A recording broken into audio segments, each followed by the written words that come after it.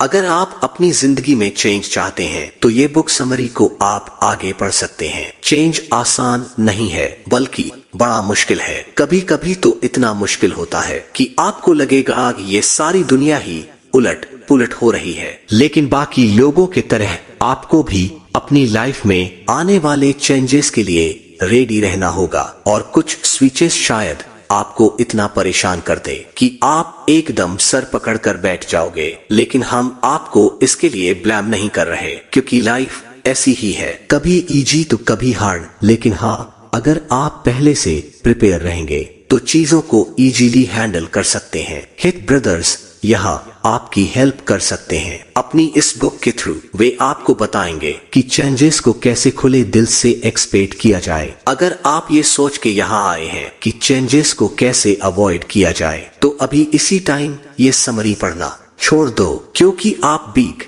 Emotional changes को avoid कर ही नहीं सकते, आपको उन्हें एक्सेप्ट करना ही पड़ेगा। इस प्रॉब्लम को हित ब्रदर्स एक बड़े ही इंटरेस्टिंग तरीके से अप्रोच करते हैं, एक ओल्ड बुद्धिस्ट मेटाफोर के थ्रू, जिसके हिसाब से इंसान दो पार्ट से मिलकर बना है। फर्स्ट वाला पार्ट रेशनल, कोल्ड और कैलकुलेटिव है, जिसे राइडर कहते हैं, जबकि सेकंड पार्ट इमोशनल है, ऑटोमेटिक और क्विक रिस्पांस देता है, जिसे एलिफेंट बोलते हैं। हर इंसान इन दो एलिमेंट्स से मिलकर बना है, और ऑथर्स एक थर्ड एलिमेंट के बारे में बताते हैं, जिसे पाथ कहते हैं, जो आपकी लाइफ की सिचुएशन एस्पेक्ट है, आपका एनवायरनमेंट, सराउंडिंग, वे लोग जो आपके आसपास रहते हैं। अगर आप हमारे साथ यूं ही बने रहेंगे तो हम आपको बताएंगे कि इन तीनों पार्ट्स को कैसे बैलेंस किया जाए। हालांकि ये उतना इजी नहीं है, लेकिन फिर पॉइंट की बात ये है कि अगर ये इजी होता तो हर कोई इसे कर ना लेता।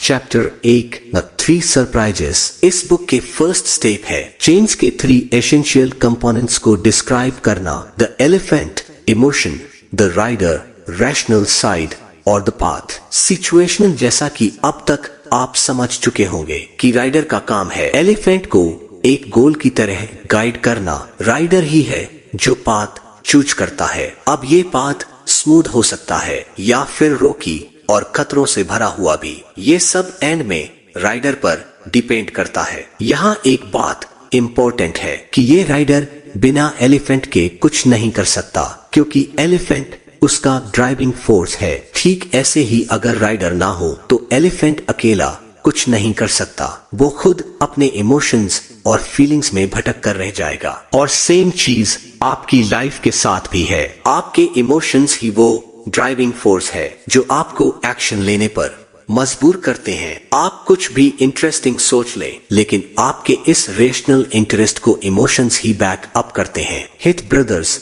अपने एक रिसर्च से शो कराते हैं कि ये एलिफेंट कितना पावरफुल है। इस स्टडी में शो किया गया था कि लोगों को अगर बड़ा कंटेनर दिया जाए तो वो नॉर्मली जितना खाते हैं उससे डबल अमाउंट का पॉपकॉर्न खा सकते हैं। जाहिर है कि यहाँ इमोशनल और इरेशनल साइड काम कर रही थी। स्पेसिफिक तरीके से बोले तो सारे 3 कंपोनेंट्स इस ओवर ईटिंग बिहेवियर के लिए जिम्मेदार है। जैसे इस सिचुएशन में राइडर का रिएक्शन होगा, लगता है खूब सारे पॉपकॉर्न है, फिर एलिफेंट खूब सारा खा लेगा, लेकिन फिर भी काफी पॉपकॉर्न बचते हैं, तो एलिफेंट बोलेगा मैं जितना हो सके उतने पॉपकॉर्न खाना चाहता हूँ। अब क्योंकि राइडर को पॉपकॉर्न से भरा कंटेनर द पाथ थमा दिया गया था, तो उसे कोई वजह नहीं दिखती कि वो सारे पॉपकॉर्न क्यों ना खाए, और इसलिए एलिफेंट को भी छूट मिल गई कि जितना मर्जी हो उतना पॉपकॉर्न खा ले। अब बोलने की जरूरत नहीं कि इसका इरेशनल साइड सिर्फ प्लेजर है, यानी इसको पॉपकॉर्न खाने में मजा आ रहा है, और जब तक रैशनल साइड इसे रोकेगी नहीं, ये प्लेजर के लिए खाता ही जाएगा। फर्स्ट चैप्टर का कंक्लूजन है कि आपको अपनी लाइफ के 3 एस्पेक्ट्स बैलेंस करने हैं, रेशनल, इरेशनल और सिचुएशनल एस्पेक्ट्स। तभी आप लाइफ के बिग चेंजेस को वेलकम कर पाएंगे। या जैसे हित ब्रदर्स समझाते हैं, राइडर को डायरेक्शन चाहिए और एलिफेंट को मोटिवेशन, और दोनों को अपनी डेस्टिनेशन तक पहुंचने के लिए पाथ में कम से कम फ्रिक्शन चाहिए, जिससे वो जल्द से जल्द मंजिल तक पहुंचे। आगे की समरी हम जानेंगे इस समरी के चैप्टर 2 में, तो बने रहिए हमारे चैनल के साथ।